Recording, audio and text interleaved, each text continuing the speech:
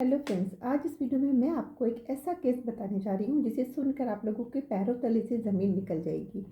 एक बार हमारे पास एक बहुत पहले केस आया था जिसमें एक 8th क्लास की लड़की थी। पेरेंट्स लेकर आए थे कि मैम ये हर समय ना चुप चुप सी रहती है, कोई बातें शेयर नहीं करती है, हर समय रोती रहती है, स्कूल भी जाने को मना करती है। जब हमने उस बच्चे से अलग से पूछा तो उसने बताया कि उसके जो फादर हैं वो एक टिपिकल फादर जो बच्चों से थोड़ा गैप मेंटेन रखते हैं, और जो उस इकलौती बच्ची थी वो अपने घर में, और जो उसकी मदर थी वो बिल्कुल ऐसी थी कि एक ऐसे होता ना कि घर में कि बच्चा कुछ भी कहे, बच्चों को पता है कि हमारी चीज़ों को समझने से पहले हमें किसी ना किसी भाषण देकर, लेक्चर देकर चुप कर दिया जाएगा, हमारी बात का कोई सॉल्यूशन नहीं निकलेगा। तो मम्मी थोड़ी नार्सिसिस्ट काइंड थी।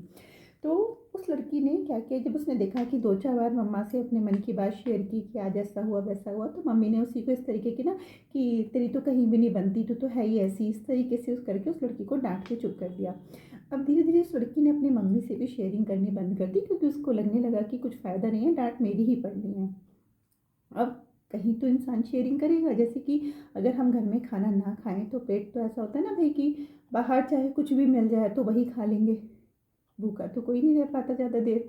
तो इसी तरह उस लड़की को ज़रा ज़रा सी बात पे उसको लगा कि पापा तो अवेलेबल होते ही नहीं है और इतना बात भी नहीं करते हैं, और मम्मी से कहूँगी तो उल्टा मेरी डांट पड़ेगी। तो उस लड़के ने क्या किया कि उस लड़की ने बाहर ना बॉयज़ के साथ शेयरिंग करनी शुरू की, और जिस भी बॉयज़ के साथ उसने शेयरिंग की धीरे धीरे उतना इन्वॉल्व होते गए कि फिज़िकली इन्वॉल्वमेंट हो गया। इस तरीके से करते करते कई बार ब्रेकअप हुआ।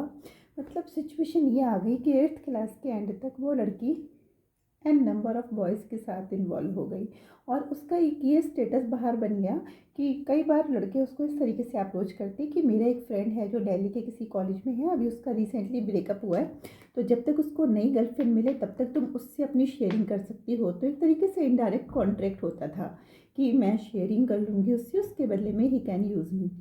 तो उस लड़की को पूरे स्कूल में स्लट कहकर बुलाया जाने लगा। तो पेरेंट्स, आप एक चीज़ मुझे बताइए कि इसमें किसकी कमी है? अगर आपका बच्चा आपसे शेयरिंग करना चाहता है तो प्लीज़ उसको बात कहने से पहले चुप मत कीजिए। बच्चे को ये एक माइंडसेट ना हो जाए कि सिर्फ मेरी गलतियों पर ध्यान देके मुझे चुप कर दिया जाएगा, या मेरी गलतियाँ निकाल कर मुझे चुप कर दिया जाएगा। किसी बच्चे को चुप करना कभी सॉल्यूशन नहीं होता। सॉल्यूशन होता है उसे चुप नहीं, उसे सेटिस्फाइड करिए, उसके मन को शांत करिए।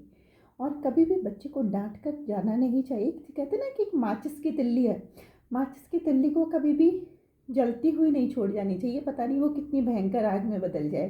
तो जब किसी को गुस्सा आ रहा होता है ना, तो कभी भी उसको गुस्से की स्थिति में छोड़कर मत जाओ, पहले उस गुस्से को शांत ज़रूर करना चाहिए। तो पेरेंट्स, अगर आप भी कहीं ना कहीं पेरेंटिंग में इस तरीके की कोई भी गलती कर रहे हैं तो please be a good parent. आपके बच्चों को आपके गैजेट्स नहीं, आपका अटेंशन चाहिए, है ना। चांद तारे ना ये रंगों चाहिए, कुछ खिलौने नहीं, इनको तू चाहिए।